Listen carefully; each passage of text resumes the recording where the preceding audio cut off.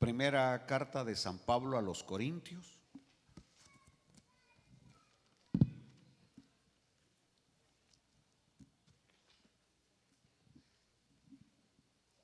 del capítulo 3,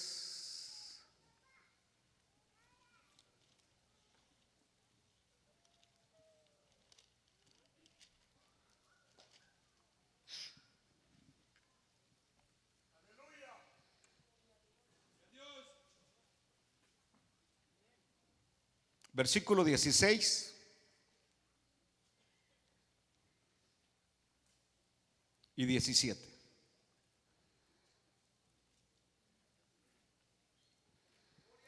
Lo vamos a leer entonces, hermanos amados.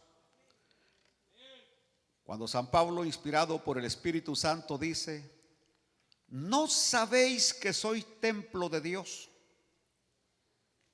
y que el Espíritu de Dios mora en vosotros? Y aquí viene lo fuerte de esta mañana. Si alguno destruyere el templo de Dios, Dios le destruirá a él. Porque el templo de Dios, el cual sois vosotros, santo es. Padre, prepara nuestra mente y nuestro corazón, Señor. Que tu palabra, Señor, traiga edificación, enseñanza, claridad, Señor,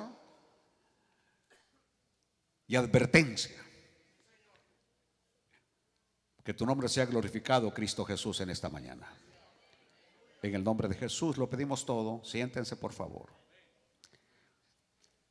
Voy a ir directo al grano en esta mañana. 15, 18 minutos y los despacho para su casa. Ni ustedes se lo creen. Pero Pablo presenta a la iglesia como un edificio y le llama el templo de Dios.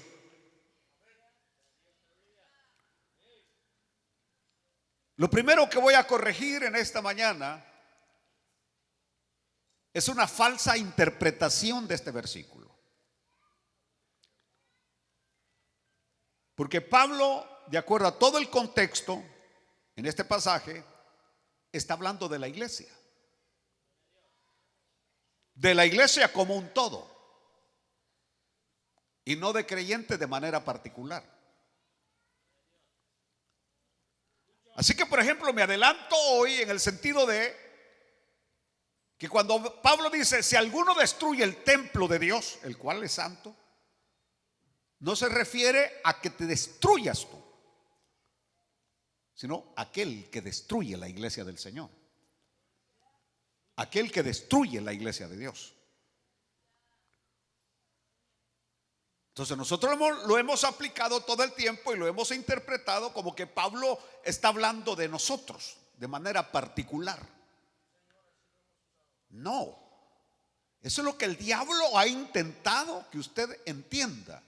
Y aunque más adelante en el capítulo 6 Pablo va a hablar de una manera particular, ya no de una manera total, acerca de que somos templo, porque somos templo. Nosotros individualmente somos templo y morada del Espíritu Santo. Pero en este pasaje se refiere a la iglesia. Se refiere a la iglesia, no al individuo, sino a la iglesia como un templo de Dios. Así que, por ejemplo, una vez más, allá en el capítulo 6, más adelante de Corintios, estudiaremos que cada uno de nosotros particularmente es templo y morada del Espíritu de Dios. Dios mora en el creyente. Sin embargo, este versículo en particular no se aplica al creyente, sino que se aplica a la iglesia. ¿Por qué razón, pastor? Por el contexto de lo que Pablo viene hablando. Pablo le viene hablando a los corintios de manera general, no particular. A los corintios de manera general, total, como un todo. Y se le denomina a la iglesia templo de Dios. Dice que la iglesia es el templo de Dios. Y Pablo utiliza esta palabra: sois templo de Dios. Sois templo de Dios. La iglesia es templo de Dios. Y la iglesia son todos aquellos que han sido lavados con la sangre bendita, poderosa, santa de nuestro Señor y Salvador Jesucristo. El punto es que la iglesia no es un edificio. No, esto no es la iglesia, el edificio no es la iglesia. La iglesia somos nosotros. Aleluya. Somos nosotros. Y cuando estamos reunidos en su nombre, ahí está Él en medio de nosotros. Aleluya. Por eso es que cuando aquel tremendo hombre estaba hablando acerca de la presencia o de quién es Cristo Jesús, y uno dice, si entrara por esa puerta Shakespeare, todos diríamos: señor Shakespeare, usted fue un tremendo dramaturgo, qué tremendo, cómo escribía usted. Si entrara Napoleón Bonaparte, nos cuadraríamos como el tremendo comandante que él fue. Pero si por esa puerta entrara Jesucristo, nos tiraríamos de rodillas y lo adoraríamos como lo que Él es: Rey de reyes, Señor de señores, el Hijo eterno de Dios. Pero el punto es que esto pasa desapercibido. Él no va a entrar por esa puerta. Él ya entró por la puerta, y desde el momento que 2 o 3 entraron, Él ya está en medio de nosotros, y Él es digno por eso de gloria, alabanza y toda adoración. Aleluya. Bueno, aquí el énfasis de Pablo es la iglesia como un conjunto. La iglesia como un conjunto. En el capítulo 6 hará el énfasis en el individuo, pero aquí el énfasis es en la iglesia como un conjunto. Y cuando Pablo llama a la iglesia un templo, no piense que está usando una ilustración. No, el templo físico es la ilustración. El templo, que es la iglesia, es la verdad. Es Dios morando no en un edificio, Dios morando en la iglesia. Gloria a Dios. Ahora, la gran pregunta es: ¿qué hace a la iglesia un templo? Y antes lo cantábamos: ¿no sabéis que somos templo? ¿No sabéis que somos templo? ¿No sabéis que somos templo? Somos el templo del Espíritu de Dios. Dice: llenos de poder, llenos de gloria y llenos de alabanza. ¿Qué hace a la iglesia un templo? Lo que hace a la iglesia un templo es el Espíritu de Dios morando, dice Pablo, en vosotros. ¿Saben ustedes que aquí lo que está diciendo es que el Espíritu mora? No es que lo invitamos, así como equivocadamente cantamos: Espíritu Santo, ven. Te invitamos.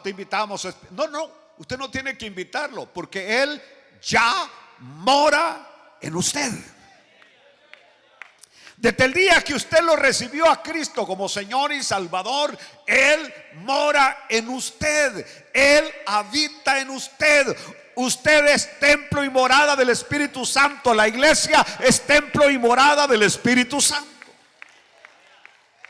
Aleluya.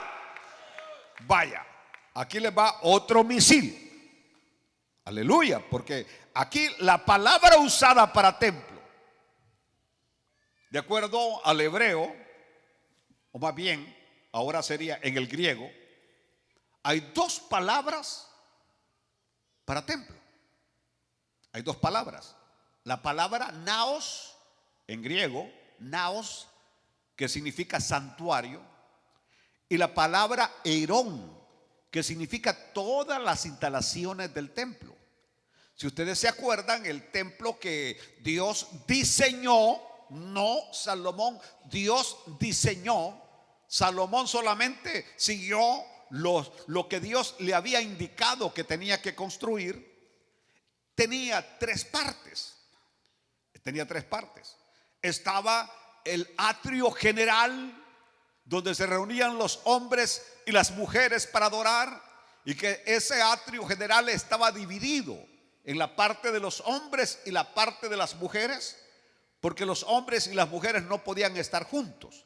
Estaba dividido el atrio general.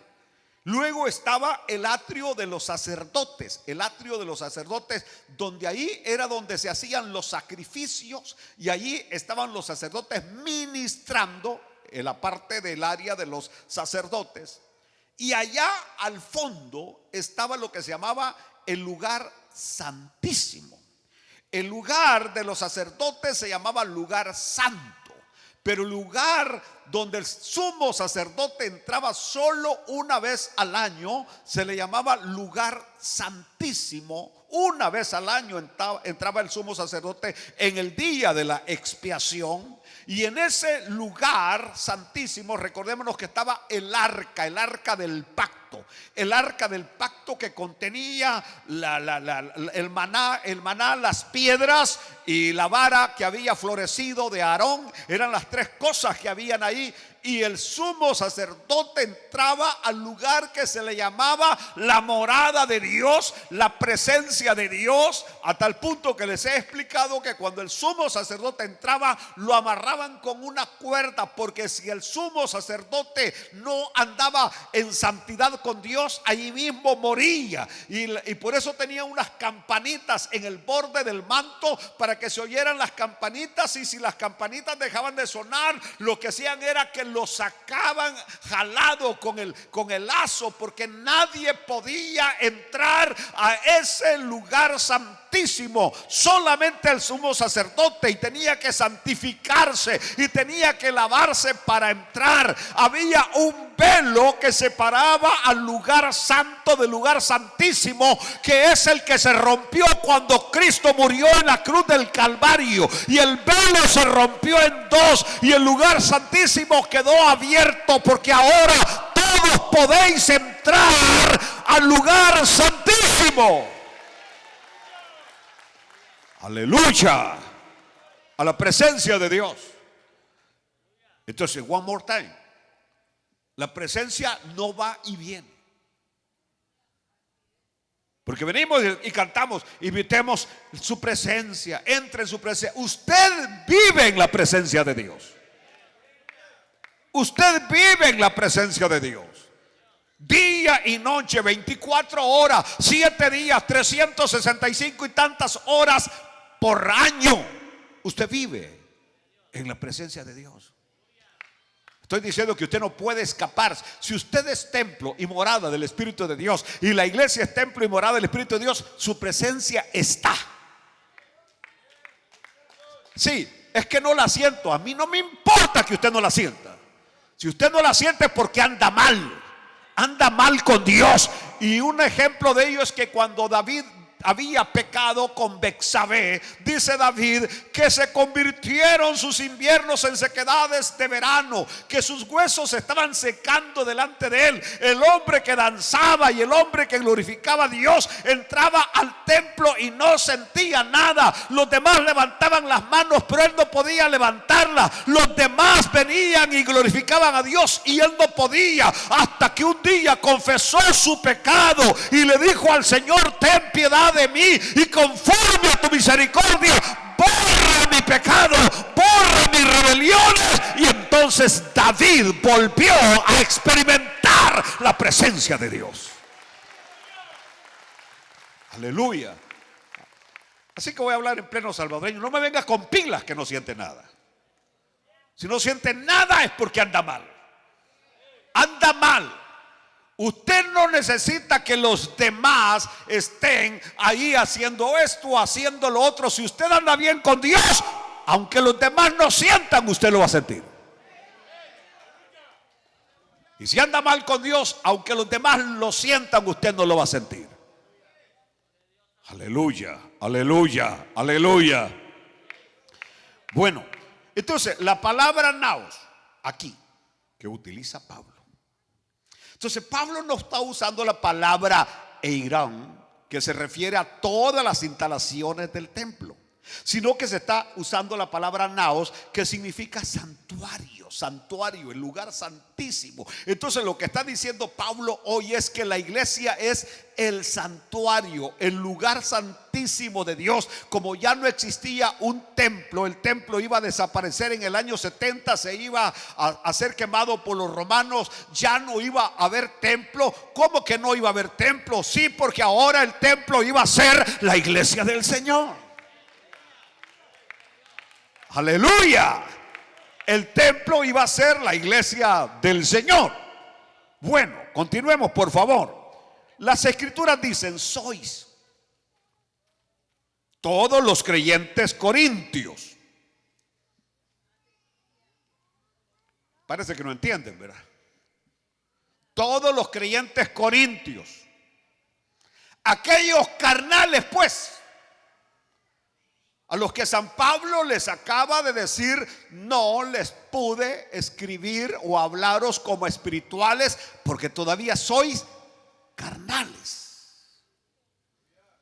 Y aquí está lo maravilloso y lo lindo. Así todos carnalones como eran, Pablo les dice: ¿sois qué? Sois templos del Espíritu de Dios. Sois el templo y santuario de Dios. Y el Espíritu de Dios les dice: mora en vosotros. Entonces, lo primero a corregir es que nosotros pensamos que solo cierto grupo de hermanos cristianos son templo. Y usted a saber qué es, pero no piensa que es templo.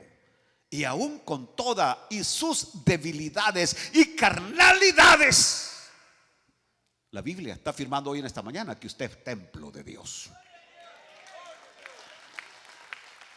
Y como el énfasis es la presencia, que usted vive en la presencia de Dios.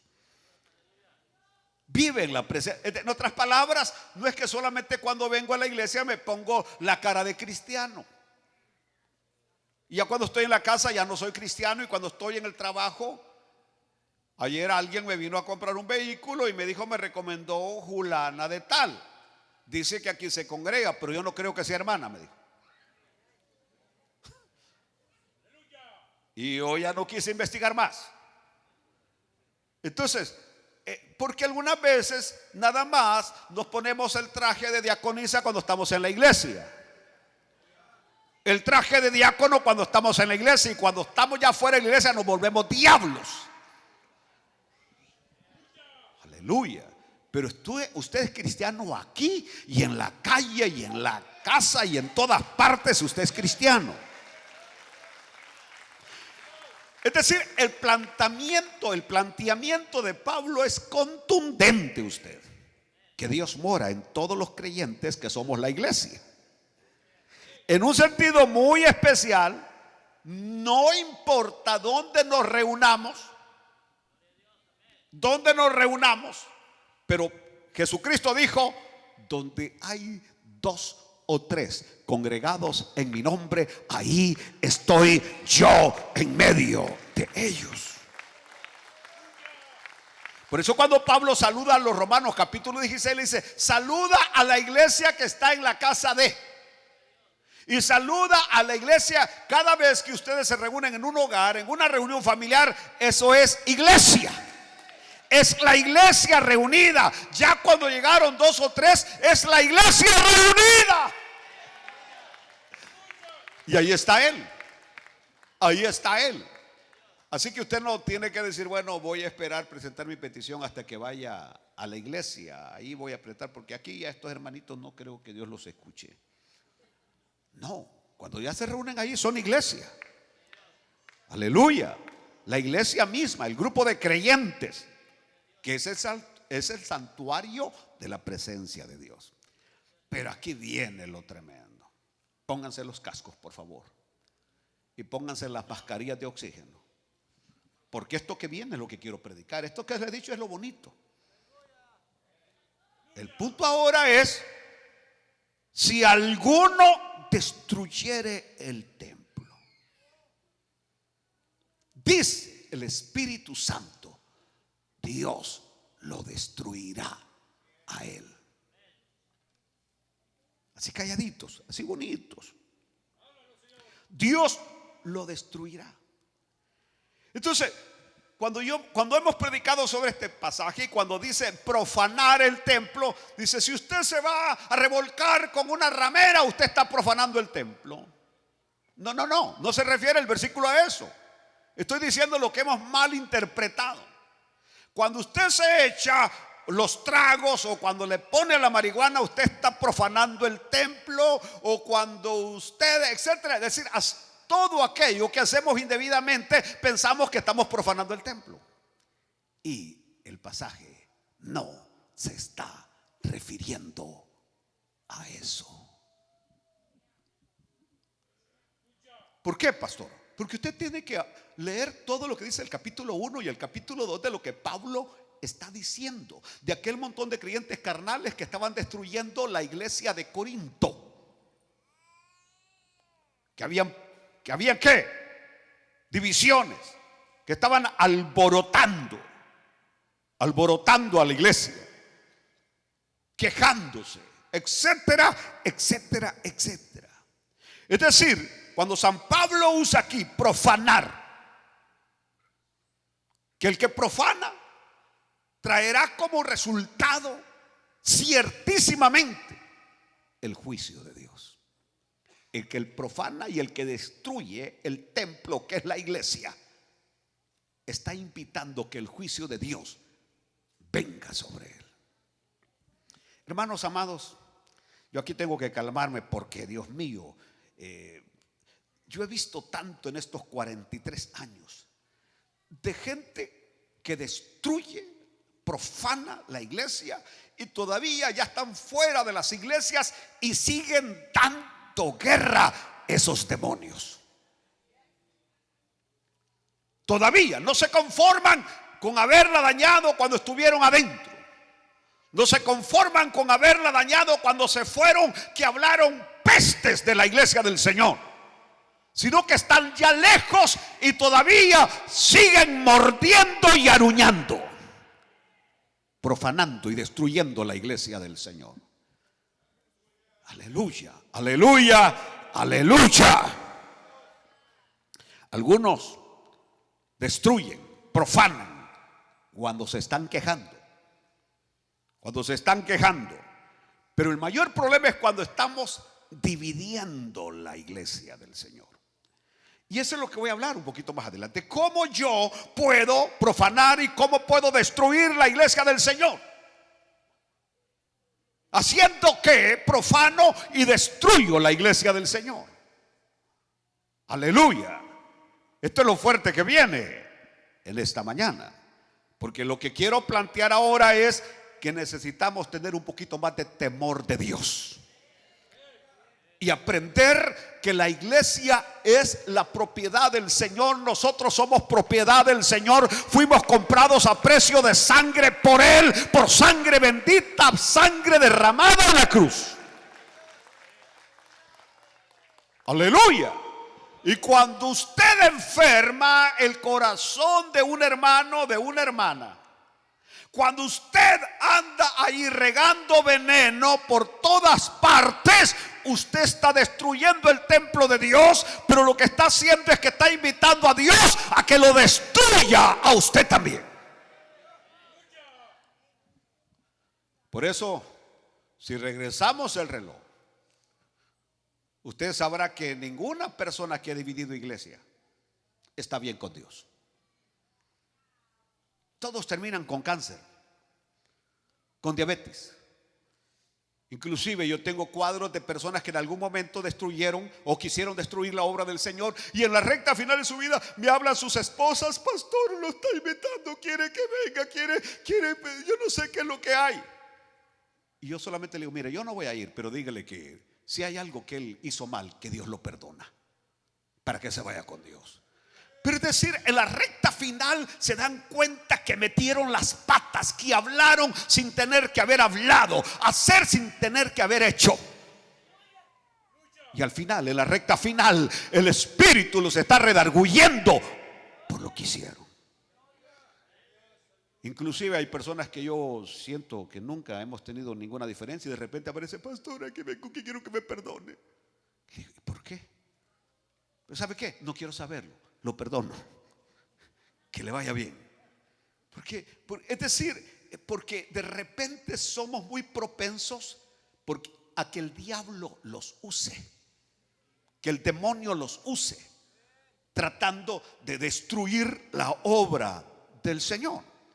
Ahora, recordémonos lo que Jesús hizo. Oh, Dios mío, ayúdame. En Mateo capítulo 21, versículo 12.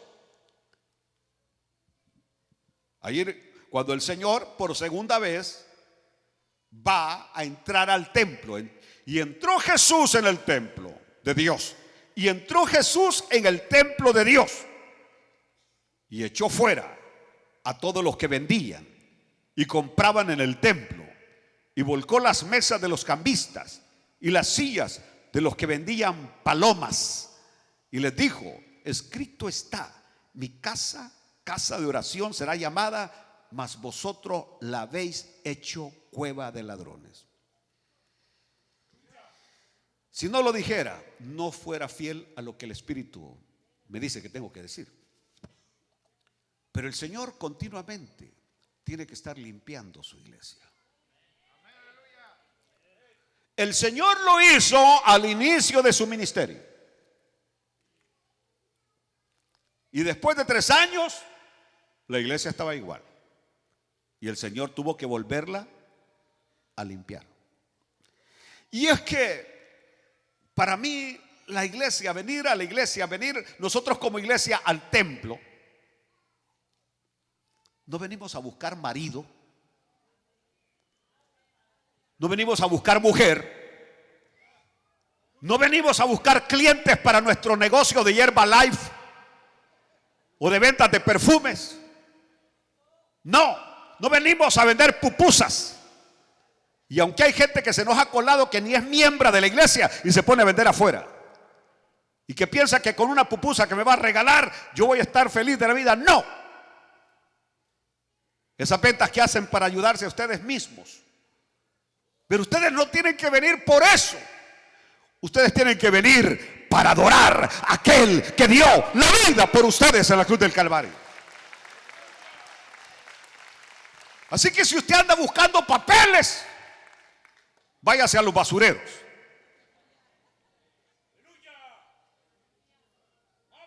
Ojalá que haya entendido lo que dije. Aleluya. Porque esto no es para venir a buscar papeles. Esto no es para arreglar estatus legales. No, Señor. Y aquel que se mete en una relación por eso anda mal, porque está profanando el santo matrimonio. Hebreos capítulo 3 versículo 6 dice: pero Cristo, como hijo sobre su casa, dice que esta es su casa, la cual casa, dice, somos nosotros, si retenemos firme y hasta el fin la confianza y el gloriarnos en la esperanza. Y en primera de Pedro capítulo 2 versículo 5 dice: vosotros también, como piedras vivas, sed edificados como casa espiritual y sacerdocio santo, para ofrecer sacrificios espirituales aceptables a Dios por medio de Jesucristo. Bueno, aquí es donde me voy a centrar en la parte que yo sé que es la dura, que la toco y me salgo porque veo que pone la cara así toda. Porque existe la gravedad que tal vez usted en el pasado haya profanado la iglesia del Señor. Aún existe la posibilidad de que en este momento el diablo lo esté usando para profanar la iglesia del Señor. Y aunque en el siguiente punto explico qué significa profanar, la iglesia del Señor.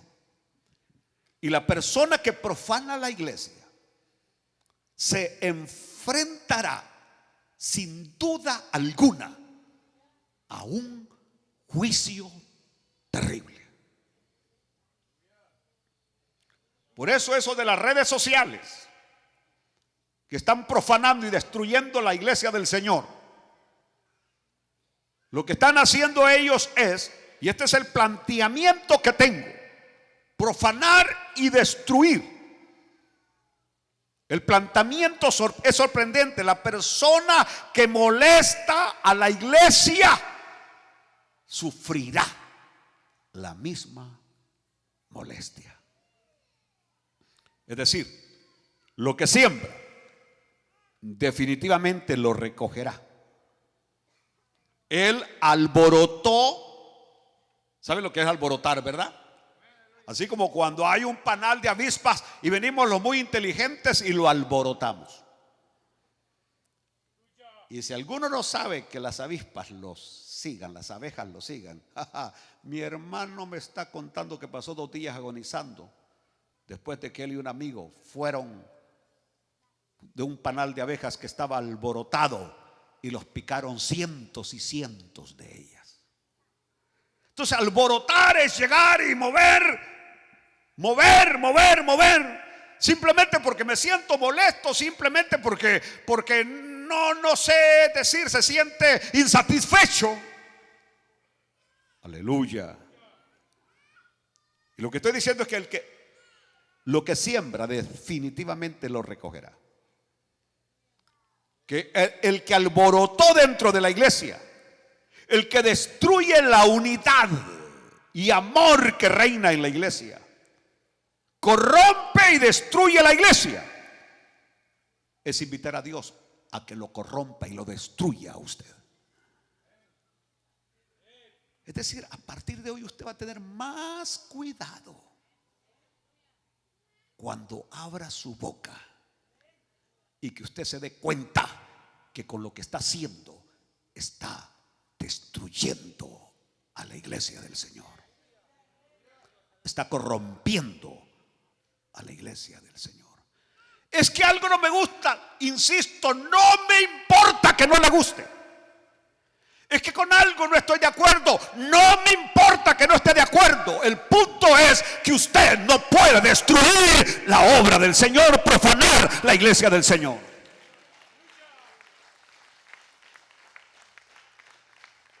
Aleluya. Pastor, y si algo no me gusta, póngase a orar. Ayuna 21 días y no solamente se va a considerar, sino que va a botar la gran panza que tiene.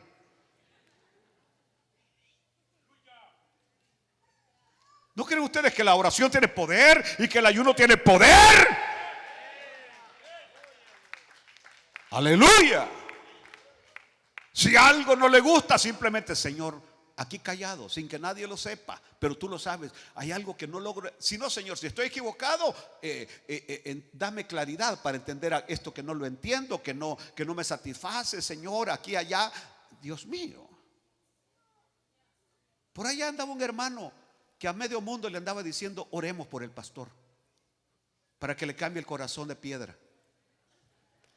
¿Usted cree que con eso ayuda a la obra del Señor?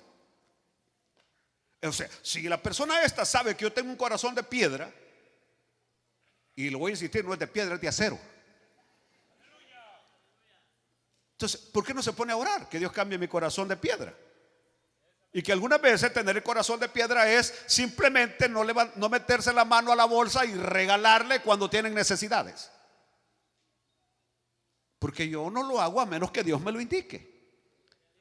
O sea, si solamente porque veo una necesidad yo voy a actuar, no. Dios tiene que indicármelo.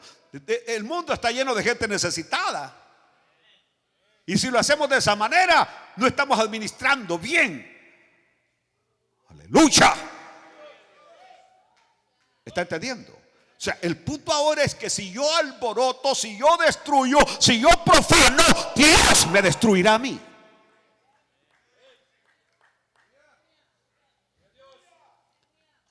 Ay, Dios mío. Sí, que nos ayude muchísimo. Ahora, el castigo, Pablo no lo describe ¿cómo lo va a destruir? Al profanador. No lo describe Pablo. Sencillamente se deja claro que lo que él haga, algo terrible llegará a él. Molestó a la iglesia, dañó a la iglesia, dividió a la iglesia, enfrió a los hermanos, los sacó a algunos. Aleluya, aleluya. Dice que sufrirá un castigo terrible, será destruido. Y cuando me fui al griego, la palabra destruido significa destrozado, desgarrado, hecho pedazos, devastado.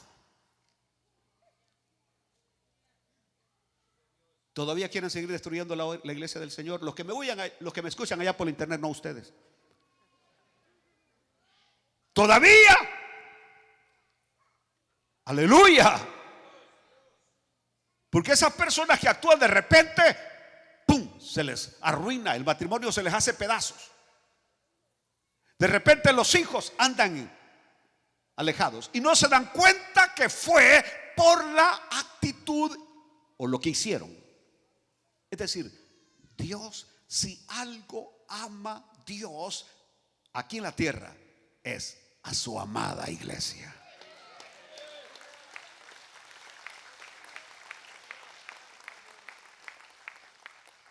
¿Y ustedes creen que Dios, vaya, quiero pensar,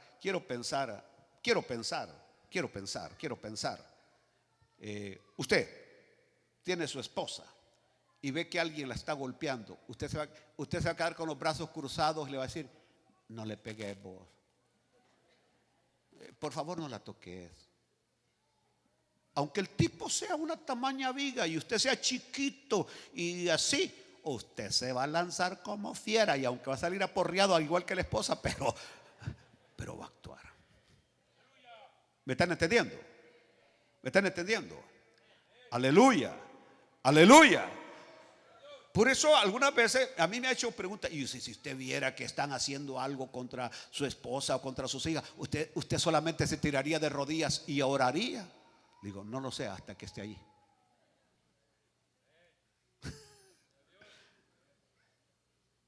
Hasta que esté allí. Pero imagínese usted, a su esposa, a su hija la están violando y usted: Señor, ese hijo del diablo no va a parar. ¿Entendió? Vaya, el punto está que nuestro Señor es el más grande de todos los grandes, es el más fuerte de todos los fuertes, y Él no se va a quedar con los brazos cruzados cuando un pelo parado anda destruyendo la obra del Señor.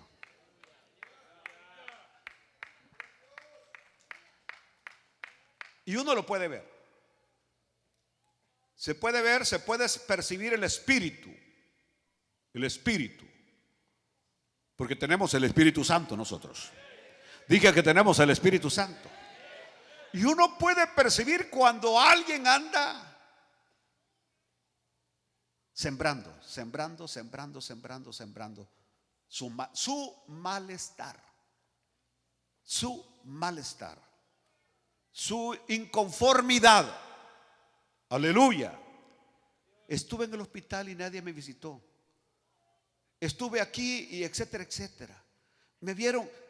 Óigame, algunas veces hay cosas que yo no logro entender, porque nuestra iglesia funciona con grupos familiares en las casas, donde si usted es parte de un grupo familiar, su líder inmediatamente se da cuenta qué es lo que usted está atravesando, y este líder se lo comunica al supervisor, y el supervisor al pastor, y el pastor viene conmigo. Es decir, la iglesia se da cuenta de lo que usted está pasando. Pero si usted es un llanero solitario, si usted es una persona que no se relaciona, no va a ninguna, ¿cómo vamos a saber que usted está en el hospital? ¿Cómo vamos a saber que a usted la mujer lo penqueó anoche?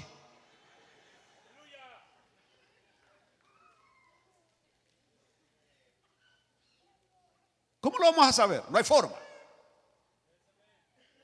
Aleluya. La iglesia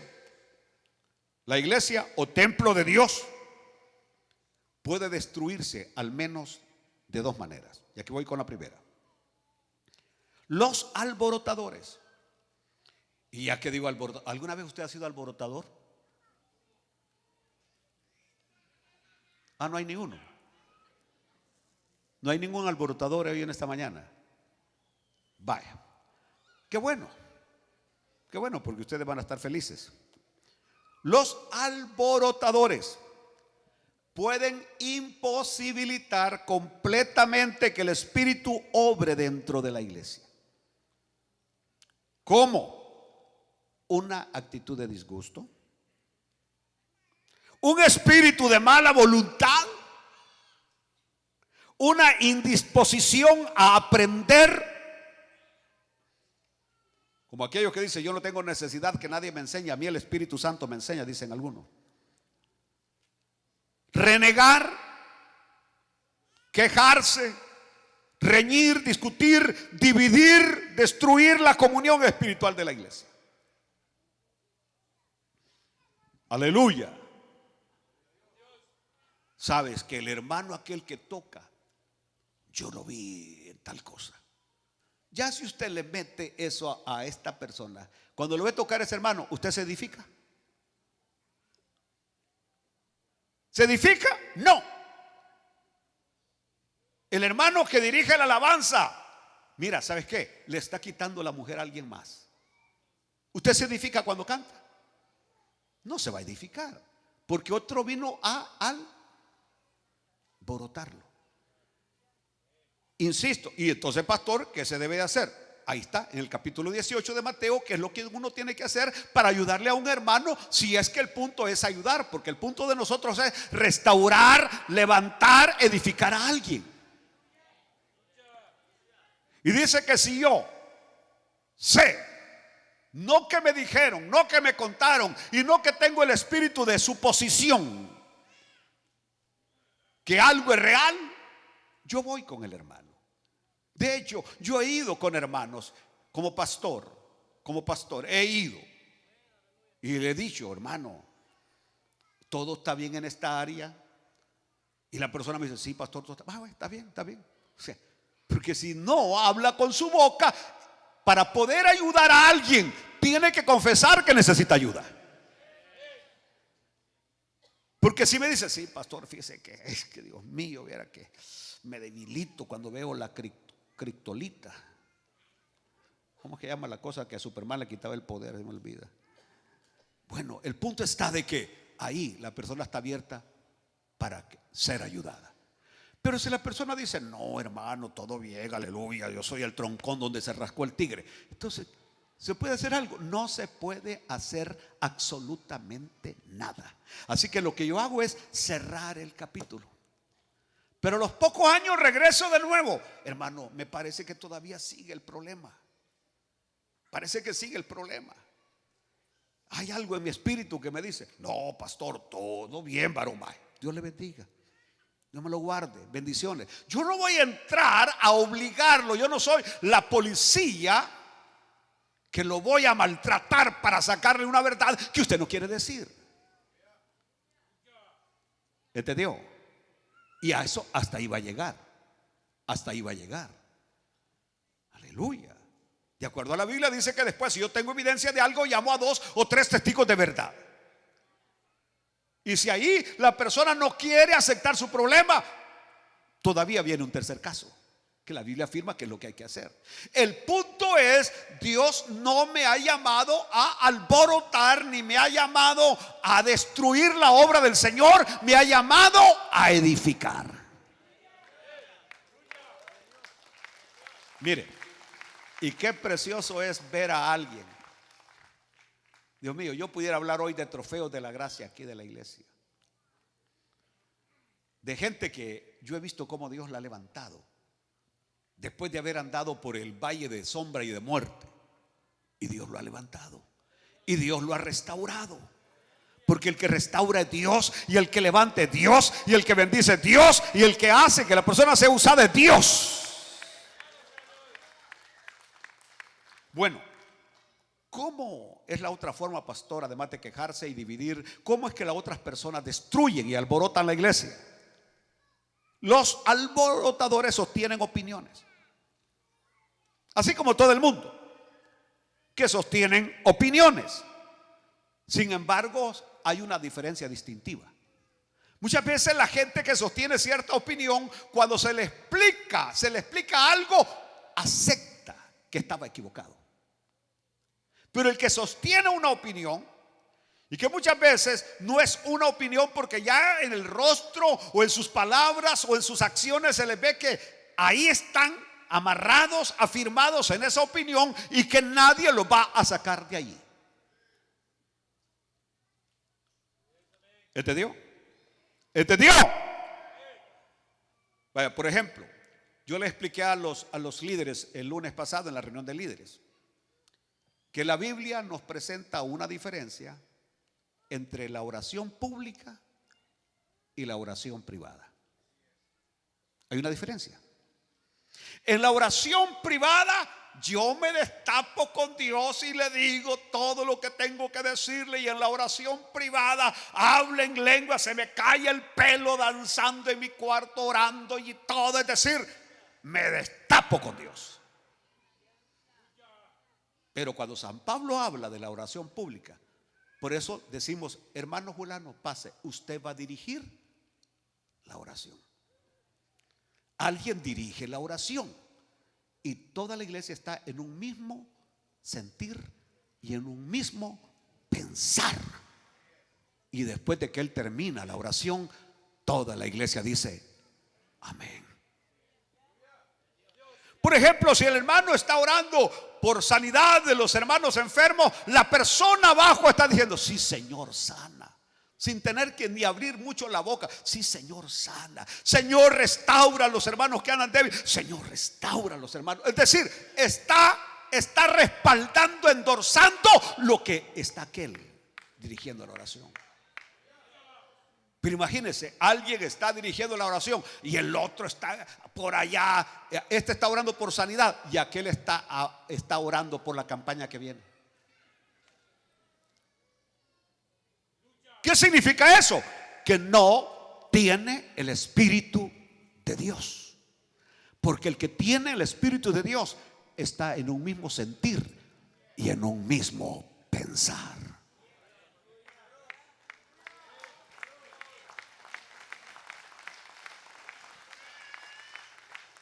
Bueno, pero quiero pensar que simplemente nadie le había enseñado a la hermana o al hermano esta verdad.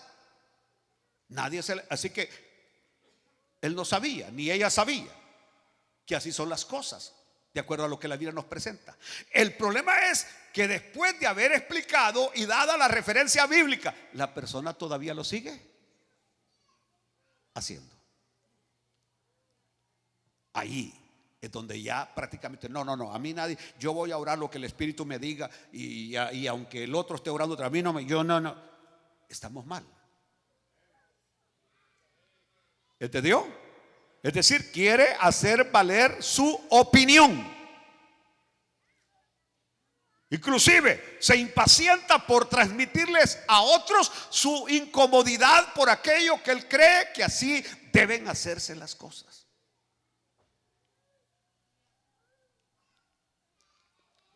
Aleluya, aleluya, aleluya, aleluya. Yo creo que donde está el Espíritu de Dios, allá hay libertad. Y yo a nadie, por ejemplo, le voy a poner restricciones de cómo va a alabar a Dios. ¿Por qué razón? Porque nosotros somos diferentes. Y ese es el punto. Mis derechos terminan donde comienzan los suyos. El punto mío es que si yo estoy danzando y veo que otro no está danzando, voy y lo quiero sacar a la fuerza. Y le agarro hasta las manos. Y como aquel está, que te movas, rebelde, te digo. O sea, quiero hacerlo a mi forma. No. Usted haga lo suyo y usted glorifique a Dios y siéntase bien con Dios con lo que hace. Y si el otro está solamente así, es su problema. Si alguien canta allí en la banca, si no sale a los pasillos, pero si otros se salen y otros vienen hasta el altar, déjenlos. Donde está el Espíritu de Dios hay libertad.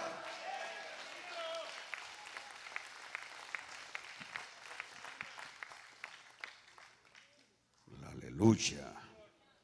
Aleluya. Lo que estoy diciendo es,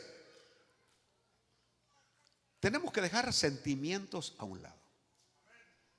Y que tenemos que dejar esa situación de baja estima por otro lado. Usted no vale por cómo viene vestido. Usted no vale por donde usted vive. Usted no vale por el país de origen. Usted vale porque Cristo lo ha convertido en hijo de Dios. Y su identidad es que usted es hijo e hija de Dios. Y por lo menos en esta iglesia no despreciamos a nadie por cómo usted viene vestido o vestida. A mí no me impresiona nadie porque trae vestidos lujosos que ni les quitan la viñeta y mañana la van a regresar.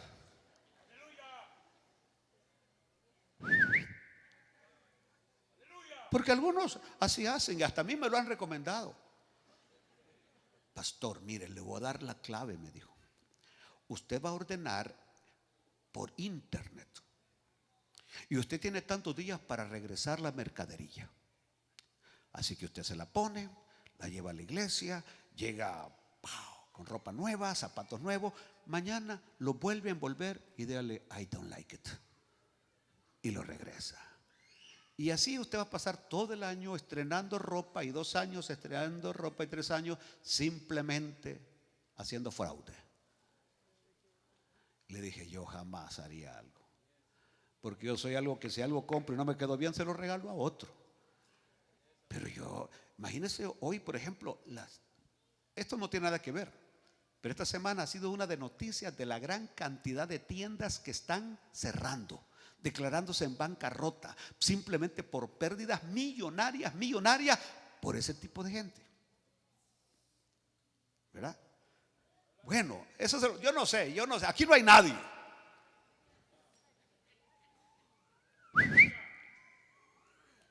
Bueno, una persona que alborota, una persona que se anda quejando, que expresa su inconformidad en la iglesia del Señor,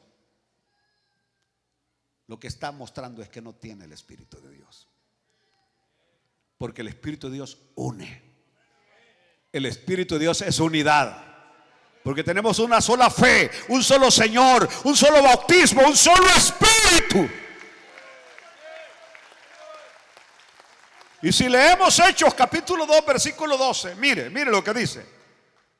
Y estaban todos atónitos y perplejos, diciéndose unos a otros, ¿qué quiere decir esto? Sigamos leyendo.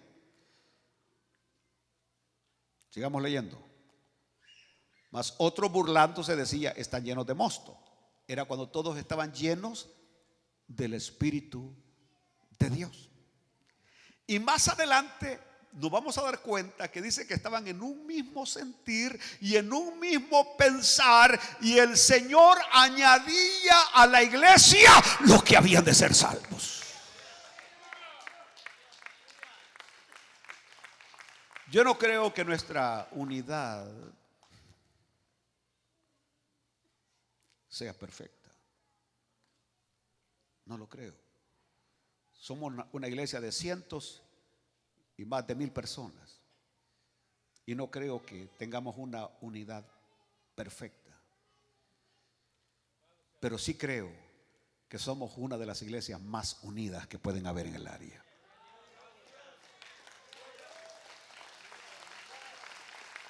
¿Y por qué, pastor, lo afirma?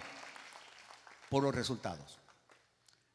En una iglesia donde no hay ese tipo de unidad, jamás hay frutos, jamás hay almas.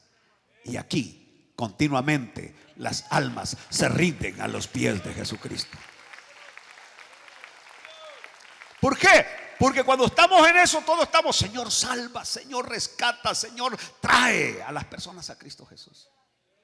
No es como aquel que estaba orando en un lado del altar y decía, Señor lléname, Señor lléname, Señor bendíceme. El otro estaba en la otra esquina y decía: no, Señor, no lo llenes. Señor, bendíceme. No, Señor, no lo bendigas. Imaginemos en una iglesia, ¿quiénes van a aceptar a Cristo esta mañana?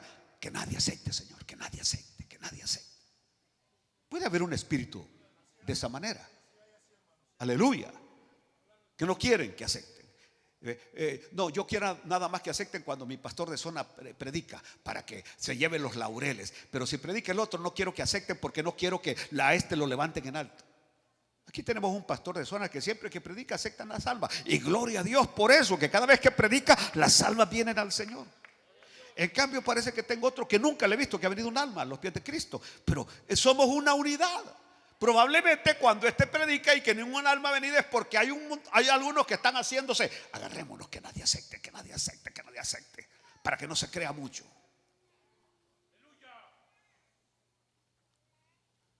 Ustedes piensan que no es así, pero es así. Hay espíritu de esa manera. ¿Ve? Y por eso yo sí creo que aquí está el Espíritu del Señor. Pastor, ¿usted me quiere a mí decir que usted piensa igual que los demás? No. Yo difiero de muchas cosas que enseñan y predican. Difiero. Y sé que mi personalidad es diferente. Por eso muchos piensan que yo he venido de otro mundo. Y de hecho no soy de este mundo. Pero tampoco soy un objeto volador no identificado. Sí, pero hay algunos que me lo han dicho. A mí en mi propia cara han llegado: pastor, ¿y usted es humano? De veras, han venido conmigo. Es humano. Y le digo: tóqueme, pellízqueme, pero no tan duro, para que vea que soy humano. Pastor, es que usted no tiene sentimiento. Uy, Dios mío, creo que soy una de las personas más sentimentales que pueden haber. ¿Sabe qué es lo mío? No lo muestro. Y soy una persona que cuando estoy haciendo algo siempre espero que no tenga los resultados por lo que estoy haciendo, aquello que estoy haciendo. Y por eso cuando viene el resultado no me sorprende, porque simplemente digo: vaya, no funcionó como yo pensaba, no salieron las cosas como yo pensaba. Simplemente así soy. Y no me aferro a nada ni a nadie, solo a Cristo Jesús.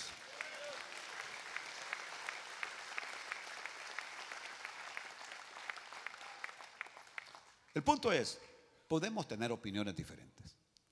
Y de hecho aquí la cosa se complica. Estoy terminando, ya les dije que eran 20 minutos, ya son 19.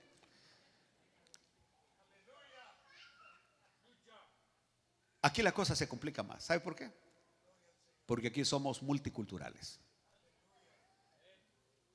Y hay una diferencia aquí de cultura, de costumbres, hasta de palabras. Dios mío, que de repente yo escucho unas palabras y a mí me escuchan unas palabras. Y yo me recuerdo que una vez yo estaba predicando. No se vayan a asustar los mexicanos, ¿ok? Yo soy salvadoreño. Pero dije, esa vez no había ni café. Así que mi abuela tuvo que usar el chingaste para volver a hacer café. Y alguien después del culto, o se levantó en medio del culto, me dijo: no diga esa palabra. ¿Cuál palabra? Esa que usó, que no la quería él decir. ¿Por qué? Porque es una palabra horrible.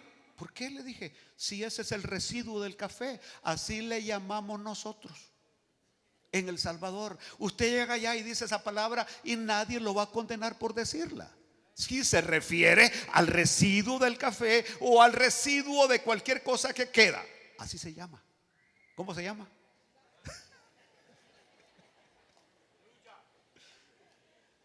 Pero hay otro hermano que se llama Piña.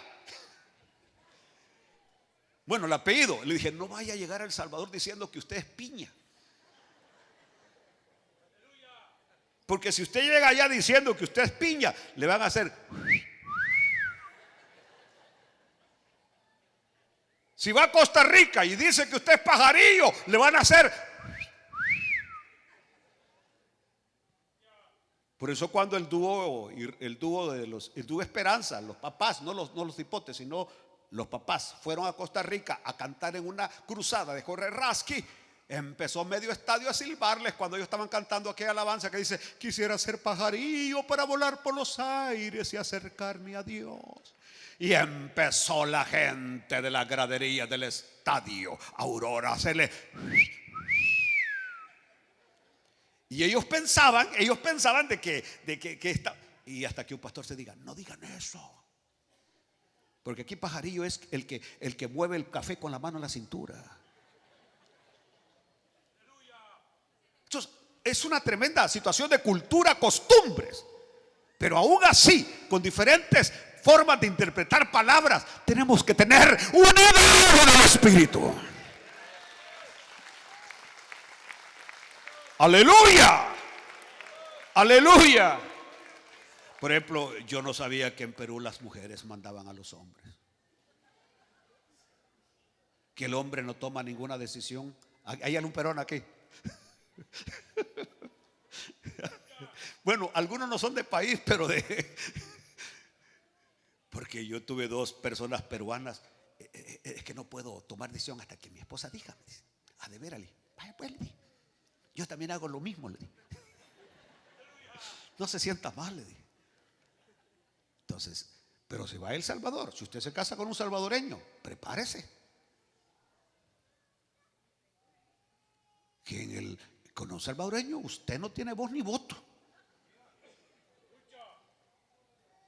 Ahí simplemente él es la cabeza y él simplemente le dice: ¿y tú qué opinas? Tal cosa. Bueno, de todas maneras voy a hacer como yo digo. Aleluya. Yo he conocido de todo, porque conozco en México. Las mujeres del campo son obedientes y sumisas hasta el tope, pero las de la ciudad son el mero.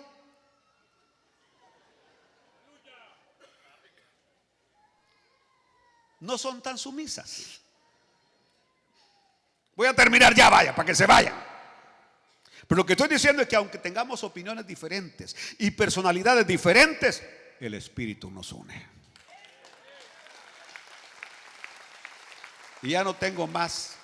Tengo un montón de versículos bíblicos allí, pero se los dejo para otra ocasión. Pónganse de pie, por favor, en esta hora. Entonces, pastor, en resumen, yo voy a tener cuidado, porque esta lengua puede hacer un incendio. ¿Entendió? Cada vez que voy a hablar, y especialmente cuando me refiero a la iglesia del Señor,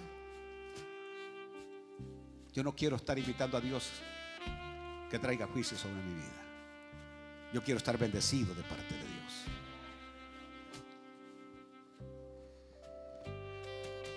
Padre nuestro, linda tu presencia, Señor, en nuestras vidas. Y yo no dudo que tú estás aquí en medio de nosotros.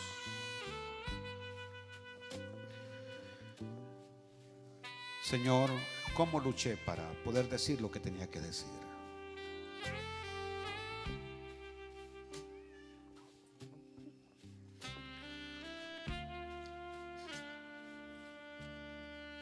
Pero es para el bien de cada uno de mis hermanos, para que puedan tener sus vidas y familias bendecidas.